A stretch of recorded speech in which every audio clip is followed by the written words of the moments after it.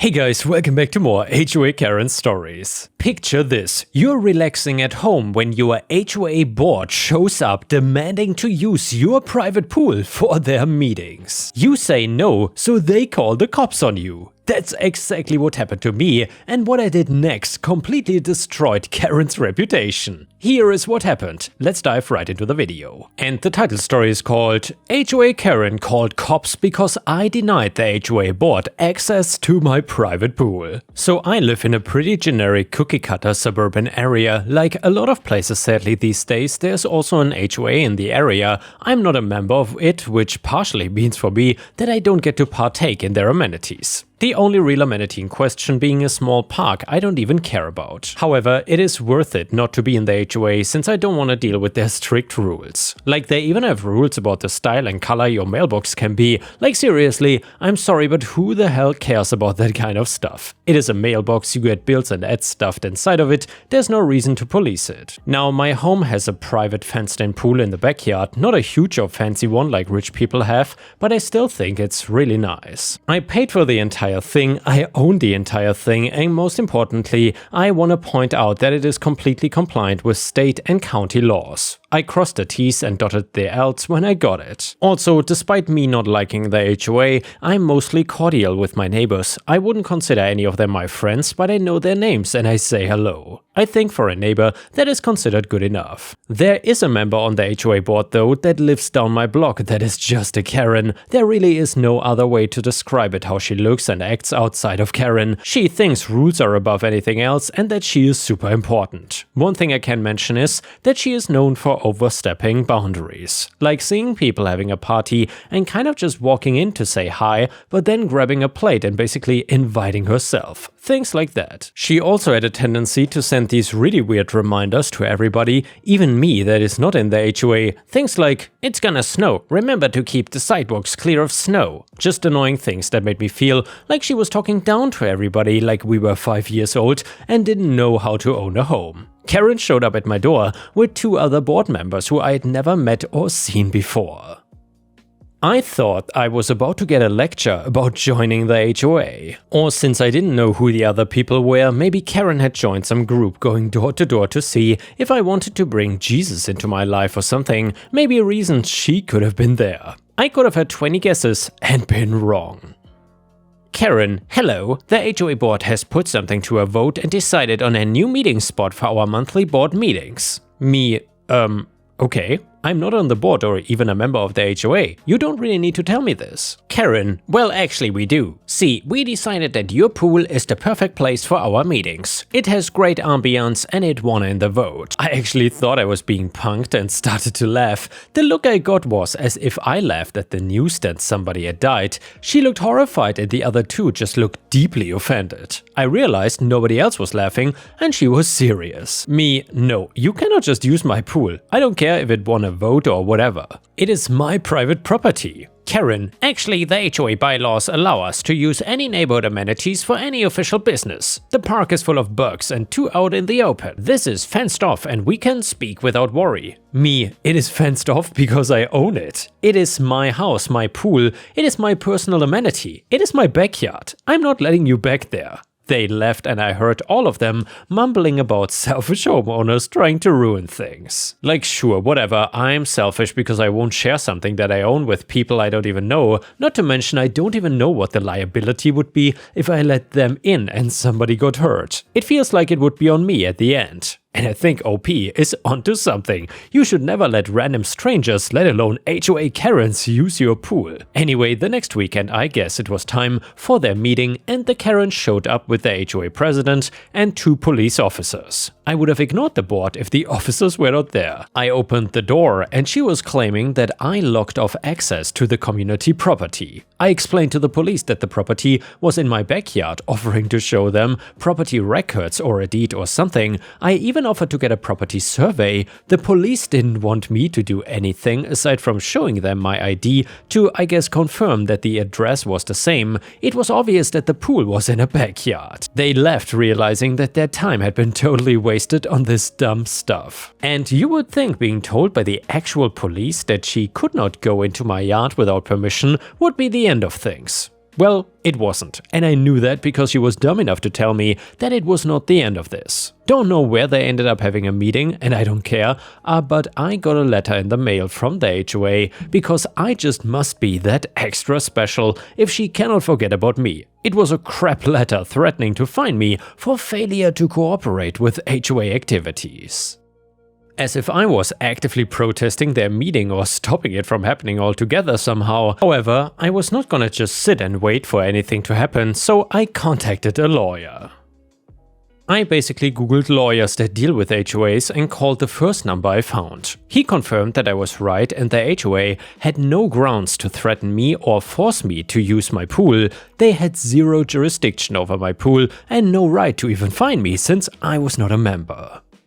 That did not stop Karen from sending me petty fines for things though, like trash bins being too visible. Sorry Karen, I will just hide them in a tree or something. Don't you know that all the cool kids just use a ray gun to get rid of their trash instead of putting it out in bins? Sorry, I'm a little too sarcastic as a person by nature. I saved all of those fines too, fighting the urge to tear them to shreds. The nasty looks I got from her did not even bother me, which I think in turn bothered her more. It was as if she was obsessed with me and everybody knew it and was talking about it. I wanted to do something big just to piss off Karen, nothing that would get me in trouble though, so I was not gonna egg her house or slash her tires, plus those were things that I did about 20 years ago. I had to up my game from my teenage years. Despite not being close with the people around me, I decided to throw a massive pool party. I invited every neighbor within like 3 blocks of me, aside from Karen of course, she was not invited and would not be getting in. Along with a few others that I knew Karen was close with and might cause chaos on her behalf. More people showed up than I would have thought too. I was encouraging everybody to take photos and post them on Facebook pages I knew existed for the town and the HOA community. I wanted Karen to have no way to miss the party was happening, and she fell for the bait. She showed up expecting that she was going to be let in.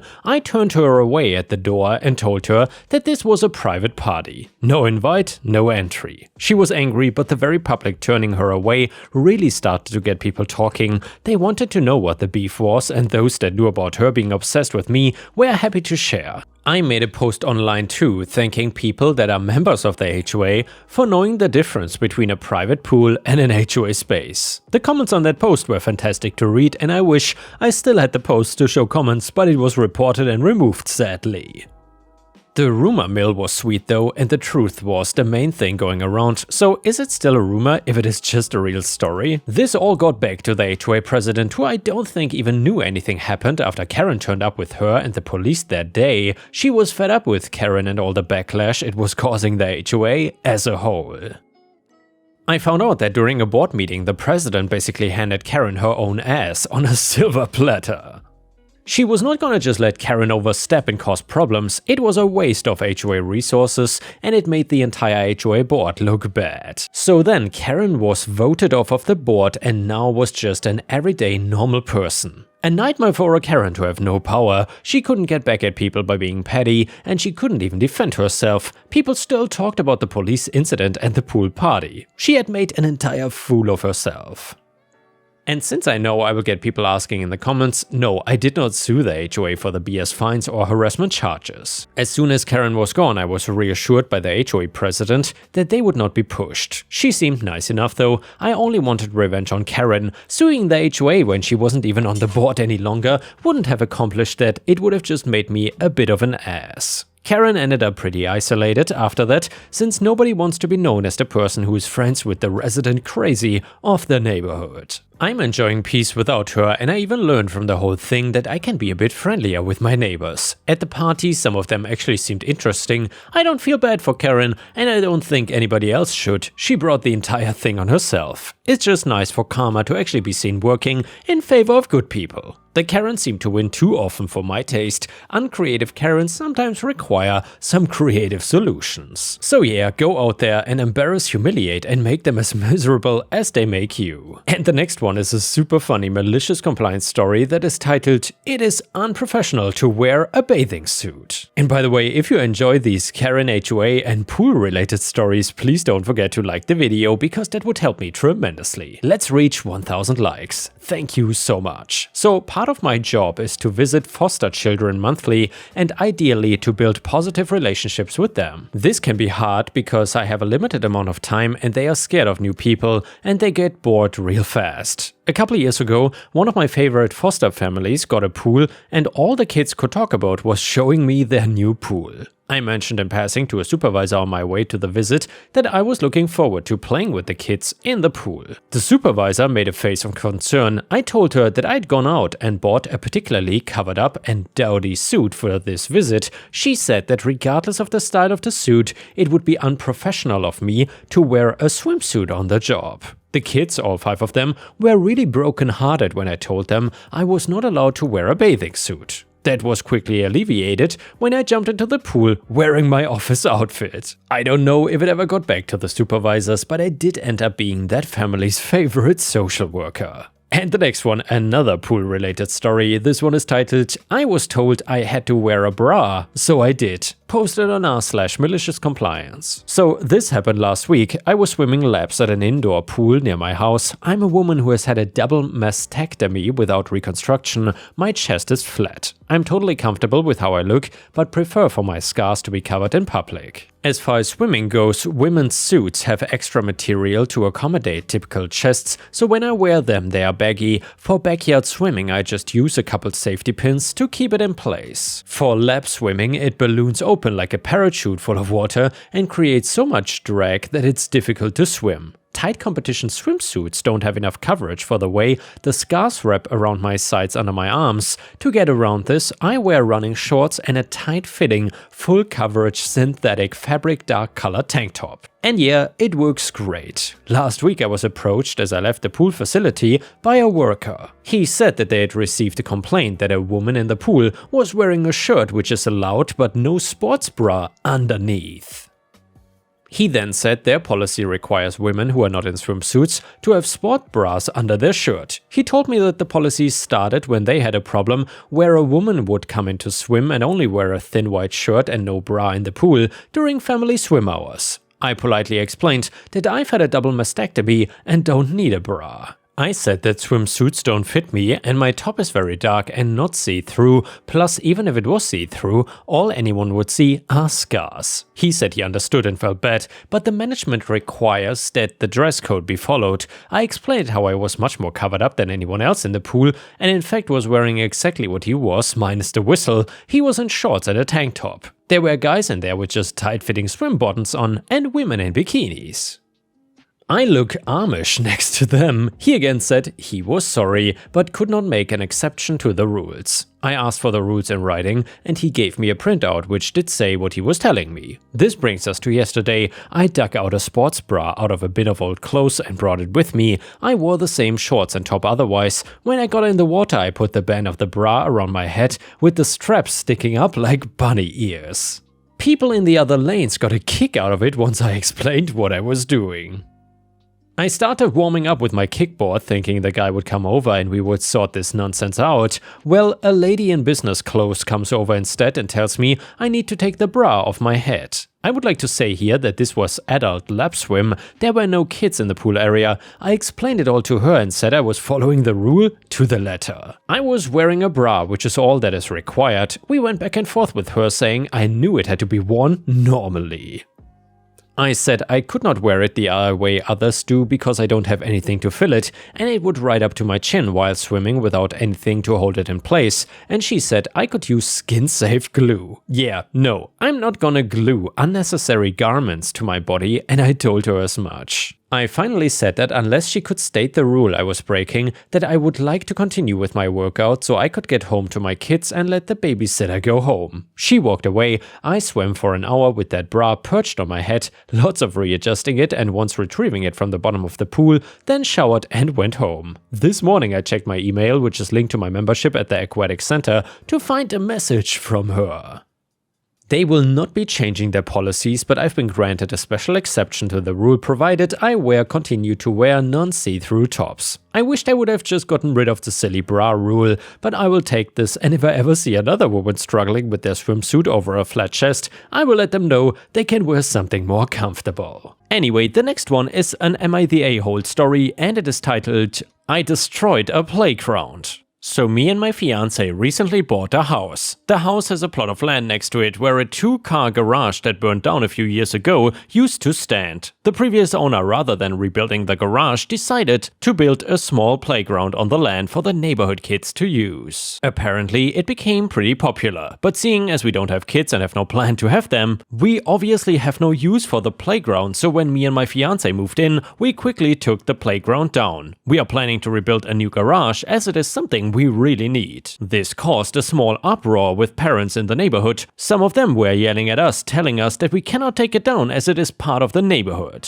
One neighbor even tried to call the police, claiming destruction of public property. From what I heard, she was told it wasn't on public property, it was on our property and we can do as we please. We've been getting a lot of crappy messages from some of the neighbors, but honestly we have many reasons to not want this playground. Number 1, I work long nights as a nurse and usually only get a few hours of sleep during the day. And this may make me sound like a monster, but I don't want kids' screams and playing in my yard while I'm trying to sleep. Number 2, there is liability if the kids get injured or worse. We could get into a lot of trouble. Number 2, it's a complete eyesore. This is not some professional store-bought playground, it was made using old equipment that the previous owner and some of the neighbors found. Most of the equipment was very old and rusty, which again can get me into trouble if one of the kids gets sick or injured. So am I the a-hole for taking down a neighborhood playground? Comment number 1, not the a-hole. If the playground was so important to the neighborhood parents, they should have banded together to buy this side of land, or they should re-erect it in their own yards. Comment number 2, not the a-hole for your reasons listed. It's your house. If a kid breaks his arm on your property, you'll get in trouble. I would imagine your insurance would go up a lot just from it existing. No idea how to handle the neighbors, but you cannot leave it up to appease them. Is the playground still intact anywhere?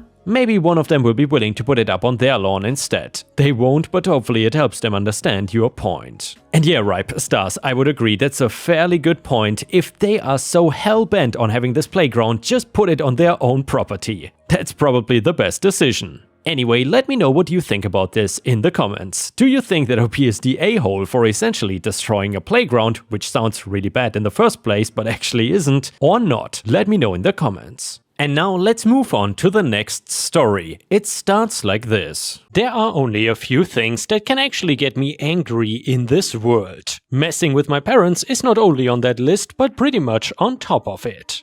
My parents are in their 80s but healthy and still managing to live in their own home alone. While I don't live with them and never met their neighbor in my entire life, he only had to do one thing to become my sworn enemy. I guess he thought messing with the 2 old people next door would mean he could get away with it without a single problem. He was not expecting me to get involved in the fight though. My mother called me one day telling me that the neighbor had started putting up posts saying it was where his new fence would go. The only thing is that it was way onto my parents' property and it would end up digging half of their driveway. They have a little bit of an odd driveway where it wraps all the way into the back of the house since their garage is back facing for some reason. His new fence was going to be where my parents had concrete and would not allow them enough clearance to get the car back to the garage.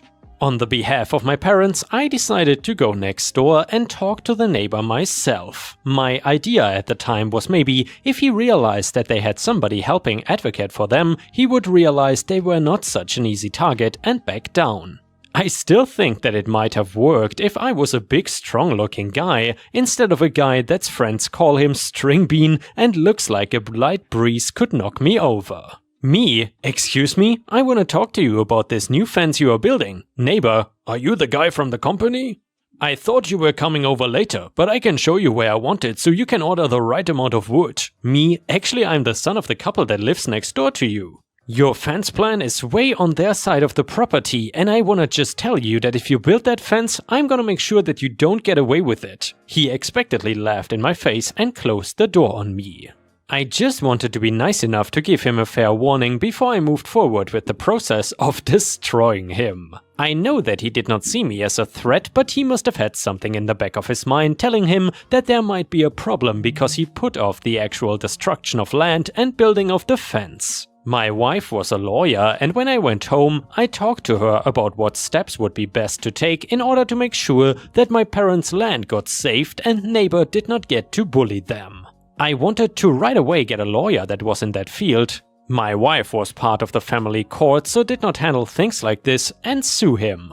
I was obviously angry and needed to be calmed down by my wife, who told me that before anything happened we had to get a reputable land survey.